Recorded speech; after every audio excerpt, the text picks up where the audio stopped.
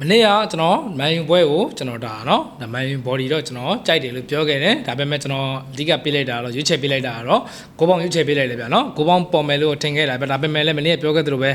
ဟိုEverton ဒီဒါလုံးဝအိမ်ကွင်းခံစစ်ပိုင်းတော်တော်လေးကောင်းမွန်တဲ့အသင်းလည်းဖြစ်တယ်ပြီးလို့ရှိရင်ကျွန်တော်တို့နော်ဒါဟို David Moyes ကလည်းဒါမန်ယူကိုကျွန်တော်တို့တိုက်စစ်နဲ့မဆော့ပဲနဲ့နော်လုံးဝဒါဟိုကန်လို့မရအောင်လုံးဝခံစစ်ကောင်းကောင်းနဲ့ဆော့သွားတဲ့အသင်းလည်းဖြစ်တယ်ဗျာနော်အဲ့တော့မန်ယူကလည်းကျွန်တော်တို့နောက်ကြဒါကောင်တာအချက်နဲ့နော်လုံးဝ Sasco ရဲ့လှပတဲ့သွင်းကိုနဲ့အနိုင်ရသွားတယ်ကျွန်တော်မနေ့ကပြောခဲ့သလိုပဲဗျ။ဘာလဲဆိုတော့မန်ယူအနေနဲ့မရှုံးနိုင်ဘူး။လုံးဝဒါဒီနေ့ပွဲဒီဒါတရေသို့မဟုတ်အနိုင်ပဲရှိမယ်လို့ကျွန်တော်ခံမှန်းပေးထားတယ်။အနည်းဆုံးဗျမန်ယူကဒါတရေလောက်ထိတော့သွားမယ်လို့ကျွန်တော်ဒါခံမှန်းပေးခဲ့တယ်ဗျနော်။ဒါပေမဲ့မနေ့ကတော့ကိုပေါင်းအပေါ်တော့ရွေးချယ်ပေးခဲ့တယ်။ဒါလေးတော့မရလိုက်ဘူးဗျ။ဒီနေ့မှာတော့ကျွန်တော်ဒါဒီချန်ပီယံလိပြန်စပြီဆိုတော့နော်။ချန်ပီယံလိဒါနောက်တစ်ကြော့ပေါ့နော်။ဒါအင်ကွင်းဝေးကွင်းရှင်ပြန်ရမယ်။ဒါပွဲနှစ်ပွဲကိုကျွန်တော်ရွေးချယ်ပေးထားတယ်။ဒါတီကိုရဲ့ Club Project ရဲ့နော်ပွဲစဉ်လေးရင်သုံးသပ်ပေးမယ်ဗျ။ဒီကိုနဲ့ club budget ကကျွန်တော်ပထမကြောမှာဆိုလို့ရှိရင်เนาะဒါ budget အင်ကွင်းမှာကျွန်တော်ဒါ3-3နဲ့တည်ကြထားပြီးတော့ဒါလုံးဝဟိုဒါနှစ်သင်းလုံးကမြန်မာဆက်ဆိုင်နဲ့လုံးဝကြည်ကောင်းခဲ့တဲ့ပွဲလေးဖြစ်တယ်ဒီနေ့မှလည်းလုံးဝဒါနှစ်သင်းလုံးကဒါရှုံးထွက်အဆင့်ဆိုတော့เนาะတော်တော်လေးကိုဒါမြန်မာဆက်ဆိုင်နဲ့ကြည်ကောင်းမဲ့ပွဲလေးဖြစ်တယ်လို့ဂိုးမိုးလဲရွာဖို့တက်များတယ်ဘာလို့လဲဆိုတော့ budget ကလည်းဟိုလုံးဝဒါခန်းစစ်မျိုးနဲ့ပိတ်ဆော့မဲ့အသင်းမျိုးမဟုတ်ဘူးတော်တော်လေးကိုကောင်းမွန်နေတာတွေ့ရတယ်ဒါသူ့ရဲ့လိမှာရောဒါချန်ပီယံလိမှာရောเนาะဒါတော်တော်လေးကိုကောင်းတယ်ဒါမာဆေးလိုအသင်းမျိုးတော့မှဒါ3-0နဲ့အိမ်ကွင်းမှာ9ပြတ်သွင်းထားတယ်အဲ့တော့ကြောင့်ဒီ project ကကျွန်တော်တို့ခန်းစစ်ကြီးပဲတီးတန့်သွားမှာမဟုတ်ဘဲနဲ့ဒါတိုက်စစ်ကောခန်းစစ်ကောလုံးဝကိုဒါမြန်မာတရနဲ့เนาะကျွန်တော်တို့ဒါပြန်တိုက်စစ်တွေပြန်လာမယ်လို့လည်းထင်တယ်ဗျအဲ့တော့တီကိုအနေနဲ့ဒီနေ့ပွဲမှာလွယ်တော့မလွယ်ဘူးဒါပေမဲ့တီကိုကလည်းဒါချန်ပီယံလိအတွေ့အကြုံတွေများပြီးတော့ဒါရင်းကျက်နေတဲ့เนาะချန်ပီယံလိအတွေ့အကြုံရမ်းများတဲ့အသင်းဖြစ်တယ်လို့တီကိုတက်ဖို့အတွက်နိုင်ခြေများတယ်ဗျာเนาะတီကိုနိုင်ဖို့အတွက်80%လောက်ထိတော့ကျွန်တော် chance ရှိတယ်ဒါပေမဲ့ဒီနေ့ပေးထားတဲ့ဈေးတန်းကကျွန်တော်တို့တီကိုကဟို level တစ်လုံး60ရှုံးကိုပေါင်းကဒါ3လုံး50ရှုံးနဲ့စတင်ထားတယ်ဗျာเนาะအဲ့တော့ပေးထားတဲ့ဈေးတန်းရဆိုလို့ရှိရင်တီကိုအနေနဲ့ဒါ2ဂိုးပြတ်မှနိုင်မဲ့ပွဲမျိုးဖြစ်တယ်ပြီးလို့ရှိရင် Bridget ကလည်းကျွန်တော်တို့ချန်ပီယံလိမှာဆိုရင်ခြေဆောင်အရန်ကောင်းတယ်တီကိုကအိမ်ကွင်းမှာဒါလီဗာပူးကိုရှုံးထားတယ်ပြီးလို့ရှိရင်အိမ်ကွင်းမှာဆန်းဆောင်ရေးကတီကိုက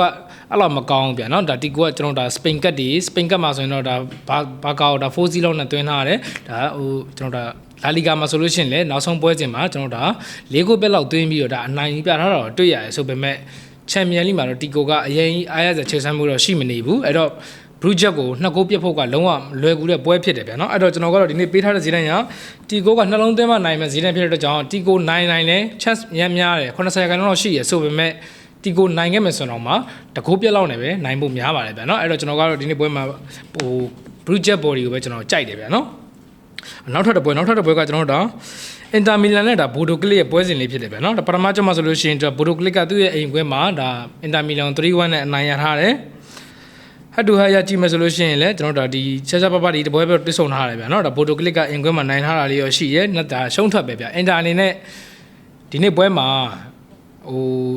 ဘိုတိုကလစ်ကို3ဂိုးပြတ်လောက်ထိမသွင်းနိုင်ဘူးဆိုလို့ရှိရင်เนาะကျွန်တော်တို့ဒါအင်တာထွက်သွားဖို့များတယ်ဗျာအင်တာဒီနှစ်ရာသီမှာချန်ပီယံလိခြေကအဲ့လောက်ထိအားရစရာမကောင်းဘူးချန်ပီယံလိပွဲတွေမှာဆိုလို့ရှိရင်လည်းအင်တာကကျွန်တော်တို့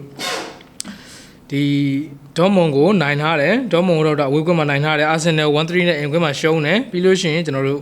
ဒီလီဗာပူးကိုလည်းအိမ်ကွင်းမှာရှုံးတယ်ဗျာเนาะအိမ်ကွင်းဆက်ဆောင်ကြီးကမကောင်းဘူးအဝေးကွင်းမှာတော့နည်းနည်းလေးတော့ကောင်းတဲ့အောင်တော့ရှိရဗျာเนาะအဲ့တော့ဟိုဒီနေ့ပေးထားတဲ့ဈေးတန်းကကျွန်တော်တို့ဒါအင်တာကနေ2လုံး15ပြားစာကိုပေါင်းက4လုံး65ပြားစာဖြစ်တယ်ဗျာเนาะအဲ့တော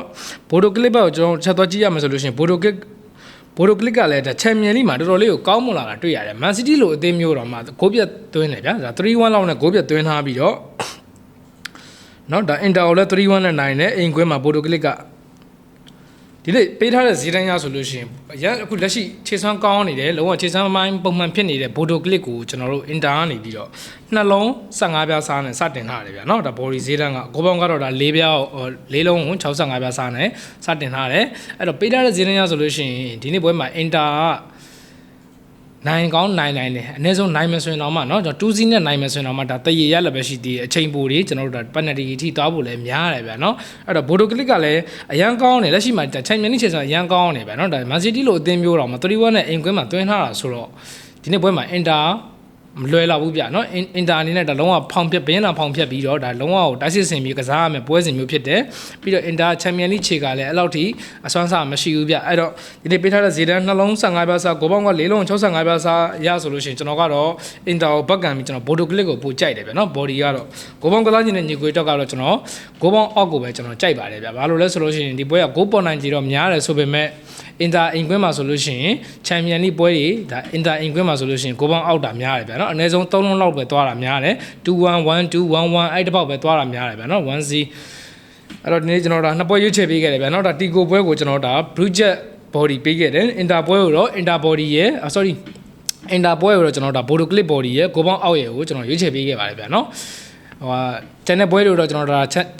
တော် Telegram channel ထဲမှာကျွန်တော်ဒါ Viber တို့